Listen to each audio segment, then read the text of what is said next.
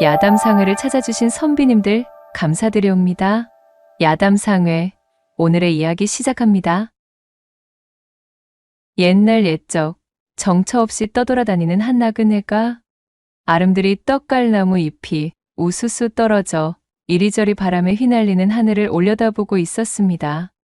바람의 기세가 흉흉하니 이거야 참으로 매섭기가 그지없구만. 팔자 좋게 중얼거리는 이 나그네의 도포자락은 낡고 해져 이제는 옷이 아닌 넝마가 되기 직전이었고, 쓰고 있던 간 역시도 여기저기 찌그러지고 구멍이 나 볼품이 없었습니다. 10월 상달 짧은 햇살이 길게 누워버린 스산한 볕을 받아 그늘이 진 그의 얼굴은 꼬깃꼬깃 접어놓은 쌈지 마냥 볼품이 없었지만, 희한하게도 그 두 눈만은 총명함을 잃지 않고 형형하여 번쩍이고 있었지요. 이 희한한 나그네의 이름은 풍생으로, 그는 관상과 점을 보는 얕은 재주를 지닌 떠돌이였습니다.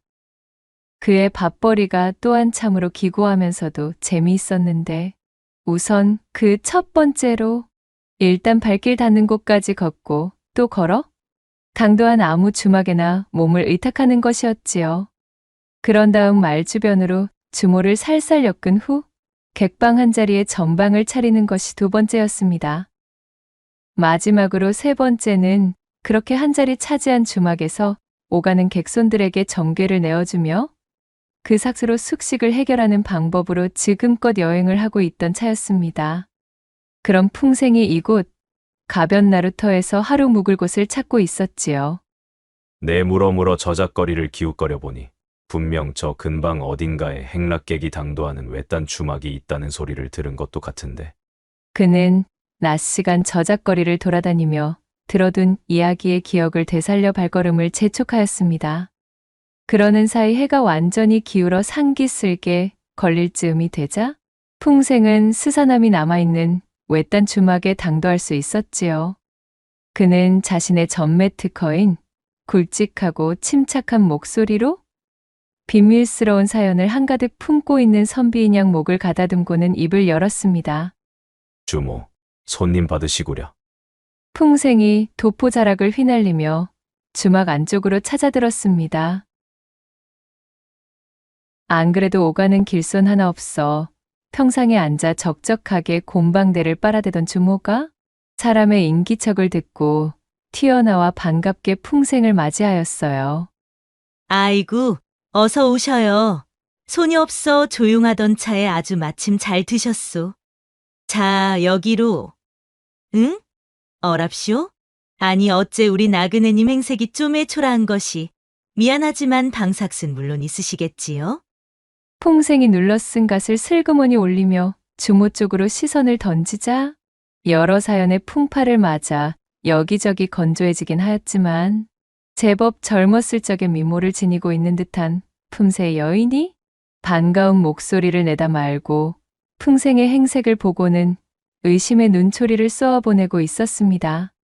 풍생은 피식 웃고는 주모에게 엽전 단량을 던지며 말했습니다. 방삭과 저녁 식사, 그리고 탁배기 값이오.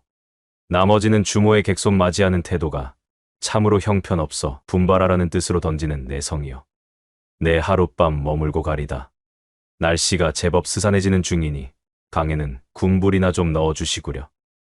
당시 주막의 평균 숙박 비용이 한 냥에 참시세끼를 다 챙겨 먹고 어지간한 봉사료를 포함하여 하루를 지내는데도 세 냥이면 충분하였으니, 하루 묵고 가는 값으로 단량을 던지는 손님의 등장에 주모는 곧입이 해벌쭉 벌어졌습니다. 어머어머, 이거 제가 귀한 객손을 몰라보고 감히 이리 망발을? 네, 얼른 준비해 드리리다. 풍생의 말이 떨어지기 무섭게 주모는 희죽거리며 말하고는 부엌 쪽을 향해 연이어 소리쳤습니다. 바로 자신의 일손을 돕고 있던 조카 홍분이를 호출하기 위함이었습니다. 예, 홍분아? 갯방에 군불을 넣어놓거라. 주모가 부엌에서 분주하게 저녁 준비를 하는 동안 나그네 풍생은 툇마루에 걸터 앉아 탁배기를 시켰습니다. 이윽고 주모가 소반에 간단한 찬거리 몇 점과 함께 탁배기 한 오리병을 얹어 마루에 내놓았지요. 자, 여기 있소이다. 목이나 시원하게 축이고 있으시오. 내 저녁상은 금방 말아다 넣어드리리다. 줄곧 공을 치고 있다. 오래간만에 객손을 맞이한 주모가 싱글벙글하며 말했습니다. 그러자 풍생은 뭔가 사연이 가득한 얼굴로 크흠 하며 헛기침을 하더니 탁배기가 올려진 소반을 내려다보며 주모에게 이야기했어요. 보시오, 주모. 여기 소반에 잔 하나 더 놓아주시고. 그렇지. 젓가락도 하나 더 놓아주시구려. 그 말을 들은 주모가 매우 반색하며 환한 미소와 함께 대꾸했습니다. 아이고, 일행이 또 한 분 뒤따라오시는가 보지요? 그분도 우리 나그네 분처럼 배포가 크실라나? 신이 나서 엉덩이를 들썩이는 주모에게 풍생은 짐짓 점잖은 목소리로 대답했어요. 일행 말이오? 아니요. 그런 것이 아니오. 나와 동행하는 일행은 없소이다. 나는 혼자요. 예? 나그네 양반 혼자라굽쇼. 아니, 그럼 빈술잔과 젓가락은 왜? 이상하다는 듯 물어오던 주모가 대뜸 뭔가 떠오른 듯한 얼굴을 하더니 곰살스러운 웃음을 지으며 치대기 시작했지요. 오라? 그러하다는 말씀입지요? 알겠으다. 잠시만 기다려 보시오. 주모는 풍생에게 곱게 눈을 흘기며 부엌에서 술잔과 젓가락을 들고 돌아왔습니다. 뭔가를 오해한 그녀는 한층 흥이 오른 목소리로 간드러지게 말했지요. 이거야 원. 그렇지 아니해도 목이 칼칼하니 한창 마르던 참이었는데. 나그네 분께서 1인의 사정도 봐주시니 내 함께 대작 상대라도 해드리지. 그리고는 주모가 풍생과 대작하기 위해 술상이 놓인 툇마루에 엉덩이를 걸치며 털썩 주저앉았습니다. 그 모습을 물끄러미 바라보고 있던 풍생이 다시 입을 열었어요. 그러시오? 뭐 그것도 괜찮겠지. 거 주모도 술 한잔 하고 싶으면 주모분의 잔과 젓가락을 또 가지고 와 앉으시오. 뭐시라고요? 또 젓가락과 술잔을 내오라고요? 주모도 함께하고 싶다 하지 않았소. 그럼 당연히 주모의 것도 가지고 와야지. 아니, 그럼 방금 가져온 이 젓가락과 술잔은 대관절 누구의 몫이란 말이오? 함께 붙은 일행분도 없으시다면서? 주모가 어리둥절한 표정을 하며 풍생에게 따졌습니다. 궁금하거들랑 내 천천히 이야기해 줄 것이니 어서 젓가락과 술잔이나 챙겨 들고 오시구려. 풍생의 말에 주모는 고개를 갸웃하며 몸을 일으켜 부엌으로 들어갔습니다. 이윽고 그녀가 자신분의 빈잔과 젓가락을 들고 오자 술상 위에 오른 잔이 총 3개가 되었지요. 주모는 풍생에게 술 한 잔을 따라 주었습니다. 술잔을 받아든 풍생이 근엄한 표정이 되어 주모에게 말을 건넸지요. 자, 여기 내 옆에 빈잔에도 술을 한 잔 따라 주시구려. 풍생의 주문에 주모가 연신 이상하다는 표정으로 빈잔에 술을 따랐습니다. 뒤따라 풍생이 주모의 손에서 호리병을 받아들고 주모의 술잔을 가득 채워주었습니다. 자, 거나하게 한 잔씩들 하십시다. 풍생은 술잔을 하늘 쪽으로 치켜들며 외치고는 제 술잔을 깔끔하게 비웠습니다. 그리고 나서 임자 없는 옆자리 술잔을 들고는 또 비우는 것이었지요. 아니, 이보셔요. 나그네 양반. 대체 그 나머지 술잔은 어인연희로 깔아두는 것이오? 있지도 않은 사람의 몫을 얻지? 주모가 의아한 표정으로 풍생을 쳐다보며 물었습니다. 그녀의 호기심 어린 물음에 풍생은 씩 웃으며 대꾸했지요. 허허, 보시오 주모. 이따 저녁상을 차려 드려올 때도 2사람 분의 상을 부탁하겠소. 아니, 점점? 거 연유라도 좀 속 시원히 말씀해 주시구랴. 궁금해 미칠 지경인데 이리 뜻만 잔뜩 들여놓고 어찌 대답을 해주지 않는 게요? 저녁상을 드려오면 내 그때 속 시원히 말씀드리리다. 이후 풍생은 아까와 마찬가지로 2 술잔을 번갈아 비우며 탁배기를 해치웠고 주모는 근질거려 못 견디겠다는 얼굴이 되어 소리쳤습니다. 홍분아, 저녁상은 2사람분 지어 올려라. 알겠어요, 이모. 객방에 군부를 지펴놓고 마늘을 다듬던 홍분이가 주모의 부름에 부엌에 들어가 저녁상을 차리기 시작했습니다. 그러는 사이 풍생은 탁배기 두오리병을 기세 좋게 비워내었고 이윽고 몸을 일으켜 객방으로 들어갔습니다. 곧이어 주모가 조금은 기괴한 2명분의 저녁상을 풍생의 객방 안으로 들여놓고 나왔지만 그녀는 도저히 호기심을 참을 수가 없었습니다. 도무지 궁금해서 잠이 안 올성 싶은 것이 아니 되겠다.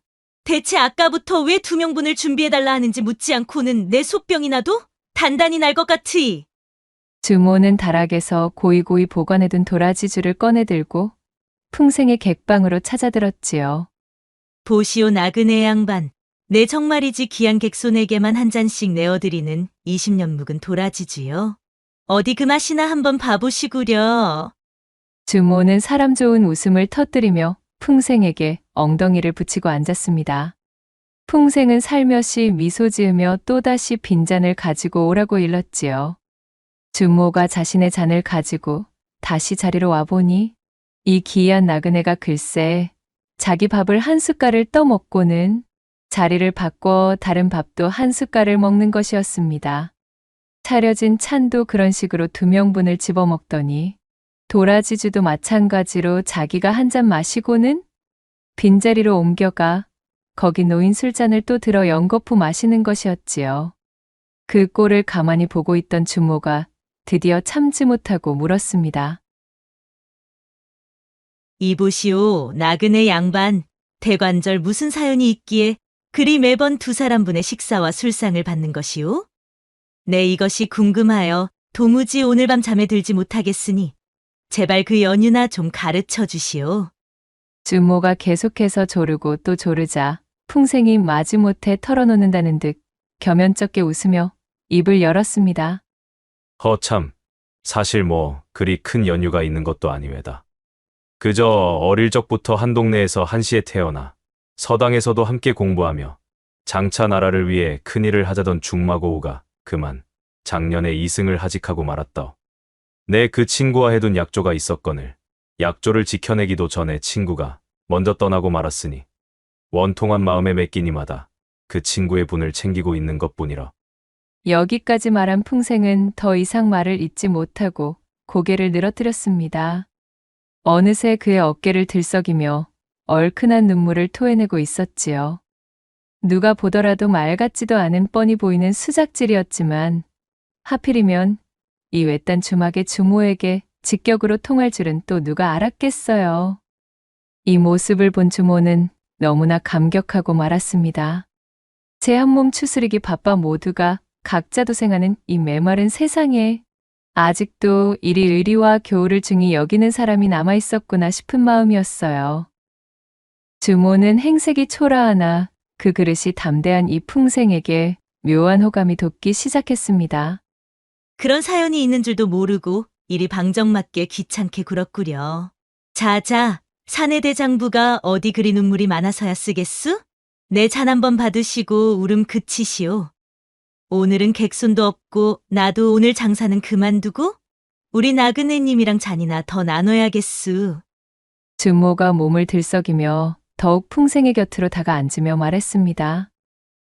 그렇게 탁배기와 도라지주를 주거니 받거니 실없는 농담과 이런저런 이야기들을 나누며 담소꽃을 피우기 시작한 2사람. 어느새 취기가 잔뜩 오른 풍생과 주모는 누가 먼저라고 할 것도 없이 서로를 바라보다 말고 호롱불을 끄게 되었지요. 훌렁훌렁 옷까지 던지는 소리만이 어둠 속을 채웠고 이내 풍생의 객방안은 군불이 필요 없을 정도로 활활 타오르기 시작했습니다. 그렇게 한창 건장한 풍생과 농익은 주모가 온 방 구석구석을 헤집으며 비와 구름을 몰고 오다가 서로가 가쁜 숨을 토하고 쓰러져 취기를 벗삼아 잠이 들고 말았습니다. 한참이나 시간이 지나고 새벽 달기 울며 어스름 하늘이 밝아오자 소피를 보기 위해 주모가 비몽사몽 눈을 떴습니다. 응. 아니 이 양반이 어디를 간 게야? 자신 옆에 널브러져 있던 풍생이 온데간데 없는 것을 확인한 주모가 옷을 챙겨 입고 밖으로 나왔지요. 바로 그때쯤 객실의 이 방 저 방을 여기저기 돌아보던 주모의 귀에 어디선가 간드러지는 소리가 들려오기 시작했습니다. 이는 필시 남녀가 지독하게 얽혀 운우를 나누는 소리였습니다. 아니 이게 대체 무슨 소리요? 어젯밤 받은 객손이라고는 풍생뿐이었거늘 대관절 이것이 어찌된 연유인가 싶어진 주모가 방문 옆에 놓인 홍두깨를 꼬나쥐고 소리가 나는 쪽으로 향했습니다. 세상에 이럴 수가요. 소리의 근원지는 다름 아닌 친정 조카딸 홍분이의 방이었습니다. 거기 웬 놈이요? 홍분이한테 뭔 짓거리를 하는겨 시방? 주모가 문을 벌컥 열며 크게 소리치자 태초의 상태로 풍생의 목덜미를 휘감고 있던 홍분이가 깜짝 놀라 이불을 뒤집어쓰며 숨어버렸고 그 위에 올라타고 있던 풍생은 두 눈을 끔뻑거리며 주모를 쳐다보고 있었습니다. 아니 나그네 양반. 대체 여서 무얼하고 있는게요? 나그네 양반이 대체 왜 홍분이와? 방 안의 광경을 목격하고 어질어질해진 주모가 홍두깨를 놓치며 중얼거렸습니다. 그러자 짐짓 턱기침을 하고는 자세를 고쳐 앉는 풍생.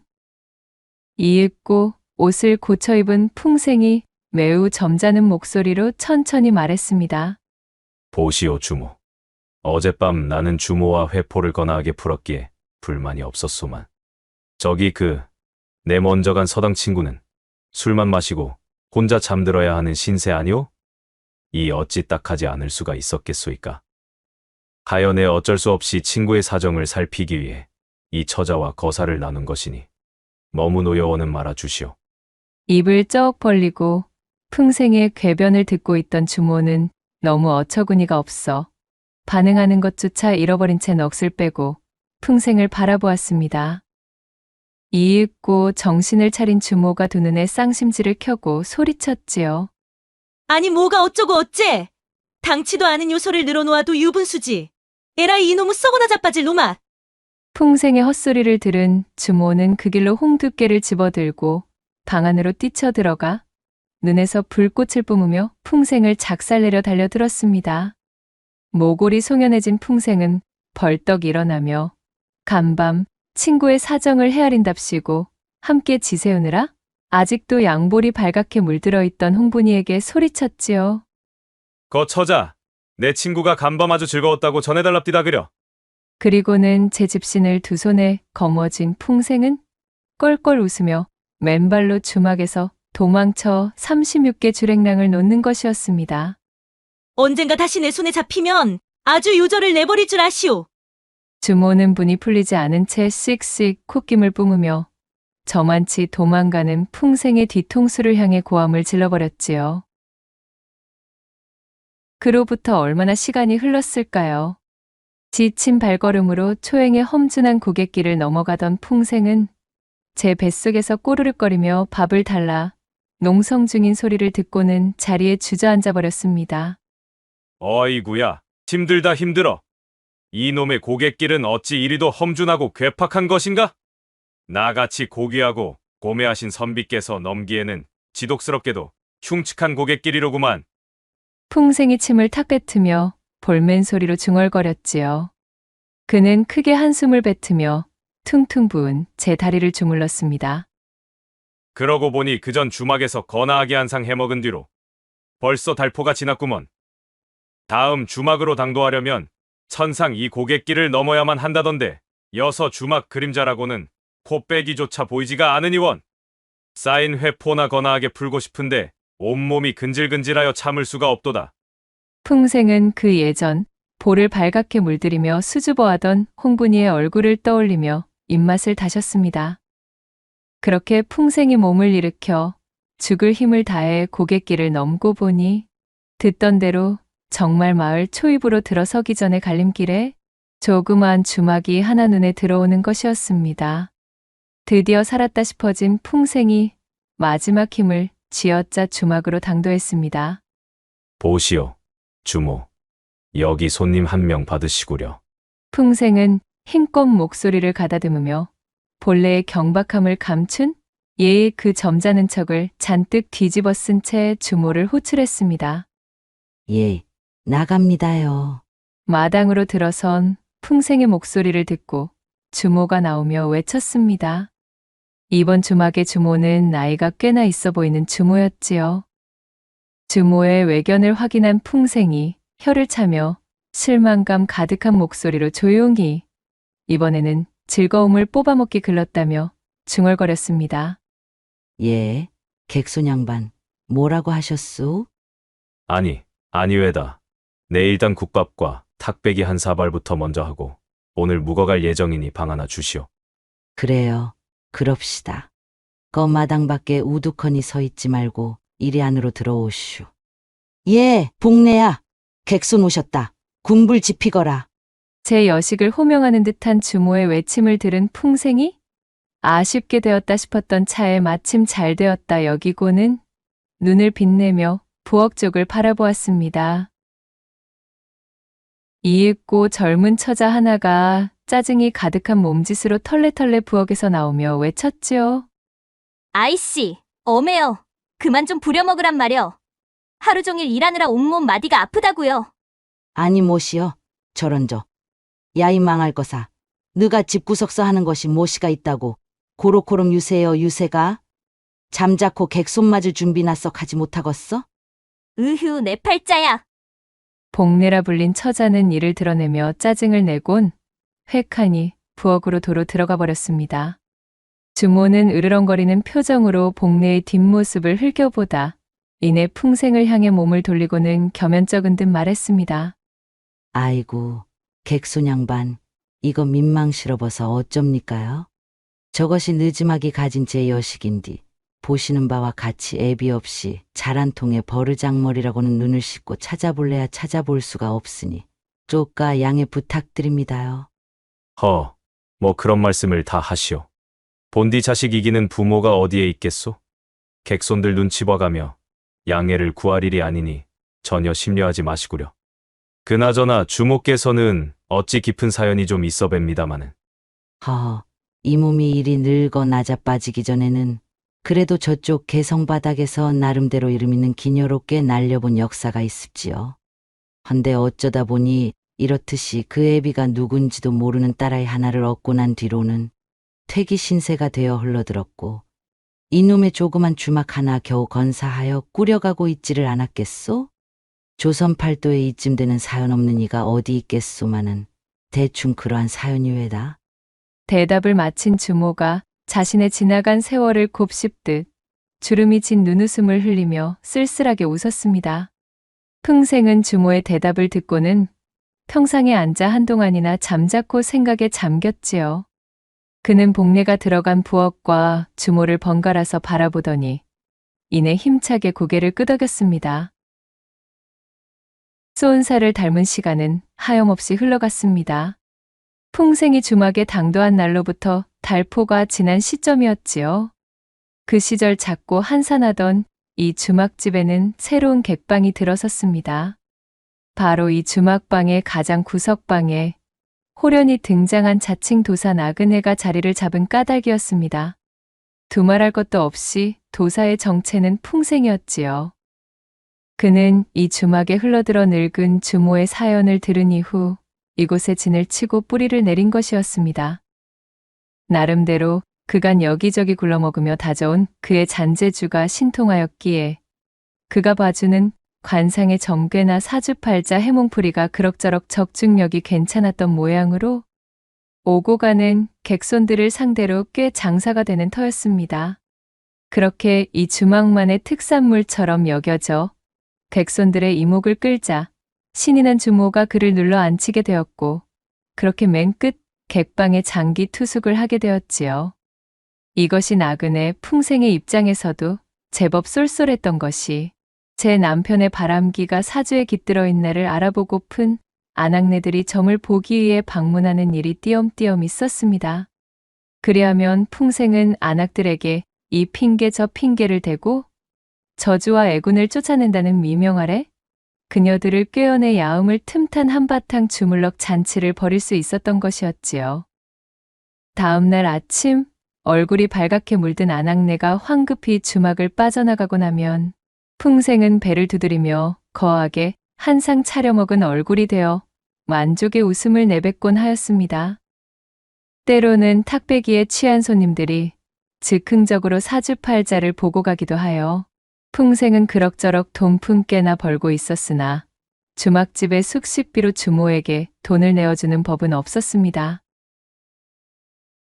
주모의 말대로 젊은 시절엔 꽤 이름난 기녀로 이 남자, 저 남자 품에서 그 콧대가 높게 까다로운 노름을 놓았지만 어느덧 세월을 정통으로 두드려 맞아 설이 맞은 호박꽃이 된 신세가 된 그녀였지요.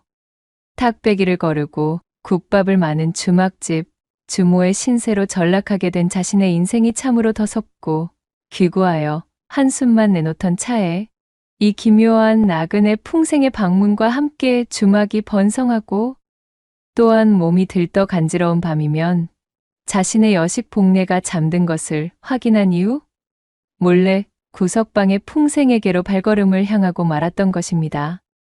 이런저런 사연과 외로움을 토로하던 주모는 결국 풍생에게 몸의 사주팔자를 셈해보는 시간을 가지게 되었고 풍생은 눈을 질끈 감고 이 주모를 몇 번 꾹꾹 눌러준 다음 복채 대신으로 숙식을 해결하고 있는 것이었지요. 그렇게 여느 때와 다름없는 시간들이 지나고 주모의 무남동녀 외동딸 복례가 어느새 이윽고을의 총각과 혼산날을 받게 되었습니다. 딸아이만큼은 남부럽지 않게 시집을 보내고 싶었던 주모는 이런저런 혼수품들을 준비하기 위해 꼭두 새벽부터 분주하게 나룻배를 타고 강 건너의 대장터 고을 저작거리로 나선 터였습니다. 해가 중천에 걸린 점심나절, 주모의 딸 복례가 주모의 부탁에 따라 조촐한 점심상을 차려 풍생의 객방문을 두드렸습니다. 어휴, 귀찮아 죽겠네. 자요, 여기 밥이에요. 얼씨구, 점례야. 변함없이 쌀쌀맞기 그지없는 태도로구나. 어디 그래가지고 밥상이 엎어지겠느냐? 더 힘차게 내려놓아야지. 점례는 풍생을 처음 만난 날 이후로 한결같이 한겨울서리 같은 대바라진 태도를 보여왔지요. 그런 점례가 마치 내던지듯 방바닥에 밥을 올린 소반을 내려놓으며 귀찮아했고 그 퉁명스러운 모습을 본 풍생이 웃으며 농을 던졌습니다. 흥, 되도 않는 소리 마시고 먹고 나서 방문 밖에 상이나 빼두셔요. 자고 일어난 이불을 개며 정리하던 풍생을 향해 복례가 쏘아 붙였고 풍생은 기지개를 켜며 그녀에게 대답했습니다. 오냐, 알겠다. 내 그랴마. 그나저나 복례야, 너 시집갈 준비는 끝마쳤느냐? 혼산날이 코앞인데 설마 그 중요한 것을 안 해놨으려고. 무슨 소리여요? 시집갈 준비라니. 그딴 것이야. 지금 엄마가 분주하게 하고 있잖아요. 안 그래도 얼굴 한번 못 본 사내에게 시집가야 하는 판국이라 억장이 무너지는데 지금 누구 놀리시는 거예요? 복례가 눈에서 불꽃을 튀기며 한층 퉁명스럽게 답했습니다. 아이고, 이놈아. 내 어미가 열심인 것은 시집가며 가져갈 혼수품의 준비이고 내가 말하는 것은 다름 아닌 첫날 밤을 치를 유키에 대한 교육을 모두 이수하였느냐 하는 것이다. 벌레를 씹은 표정으로 으르렁대던 점례가 풍생의 말에 귀를 쫑긋 세우며 물었습니다. 호기심이 제대로 동한 듯 싶었지요. 뭐시라고요? 아니 대체 그것이 무엇인데요? 저는 난생 신부가 되기 위한 교육 중 그러한 과가 있다는 사실은 처음 듣는 이야기인걸요? 학문이라면 어디 서당이나 다니는 잘난 사내놈들 이야기이지 저 같은 계집에게 가당키나 한 말인가요? 내원 참, 아무리 급하게 치르는 혼사라고 하지만 그래 이 중요한 것조차 가르쳐주지 않았다는 말이더냐? 내 어미도 참 주막의 일만 바빴지 아주 맹한 구석이 있구나. 복례가 두 눈을 깜박거리며 고개를 갸웃거렸습니다. 한껏 분위기를 잡은 풍생이 굉장히 비밀스럽고도 중요한 국사를 논하듯 중얼거리자 복례의 호기심이 한계까지 치달은 것이었지요. 풍생은 속으로 오늘 아주 제대로 걸렸다 싶어진 차였습니다. 그는 조심스레 방문 밖으로 얼굴을 내밀어 주변을 두리번거리고는 아무도 없음이 확인되자 복례에게 손짓해 방 안으로 들어오라 이르는 것이었지요. 자, 내 어미에게는 나도 많은 도움을 받았으니 평소 같았으면 이 어디 서당에 진득하니 앉아 돈을 받고 가르쳐주는 신부 수업이다만 내 특별히 내게는 공짜로 일러주도록 하마. 얼굴 한번 보지 못한 신랑이라고는 하나. 앞으로 너와 함께 쭉 살을 맞대고 살 사람인데. 내 말이면 껌뻑 죽도록 만들어 놓아야 너의 남은 인생도 탄탄대로처럼 펼쳐지지 않겠느냐? 그것을 가능케 해주는 것이 바로 이 유키이니라.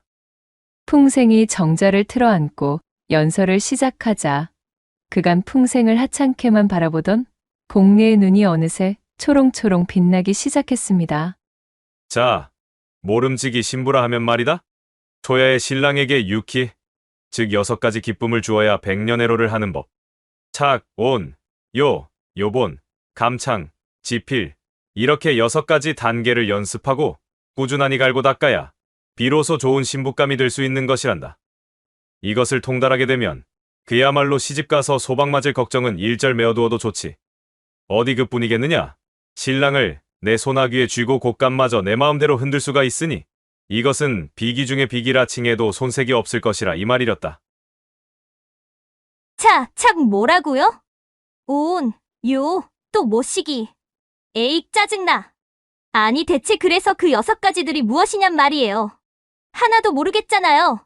알아듣기 쉬운 말로 다시 알려달란 말이에요. 원 녀석도 참.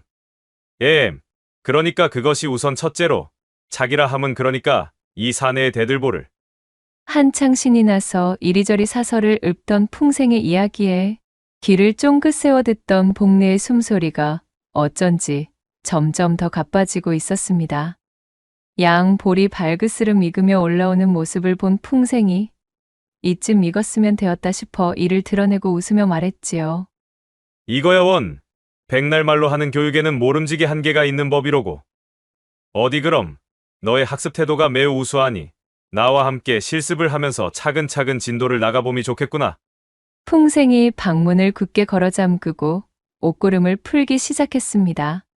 치마끈이 해제되는 사이 복례는 기다렸다는 듯 자신의 몸을 풍생에게 맡기고 말았어요. 그렇게 그녀는 풍생에게 깊숙하게 들어오는 가르침을 받으며 오후 늦게 주모가 돌아오기 전까지 각종 방종에 대한 기회를 몸소 터득하게 되었습니다. 그날 이후로도 주모가 혼례 준비로 출타했다 하면 복례는 어김없이 풍생의 객방으로 달려가 유키에 대한 거나한 실습을 받았습니다. 복례의 학구열이 어찌나 뛰어나고 그 배움의 깊이가 솔찬히도 깊던지 그녀의 볼은 제철을 맞은 봉숭아처럼 붉은 빛으로 물들어 헤어나오지를 못하는 것이었습니다. 이것이 차악이고 또 이것은 요. 스승님, 제 말이 맞지요? 이 어찌 훌륭하지 아니할 수 없는 제자인가 그래? 참으로 그 소질이 뛰어나니 이 스승은 한없이 기쁘기 그지없구나. 자, 다음은 감창으로 유감없이 운우의 기쁨을 소리로 표현해보거라.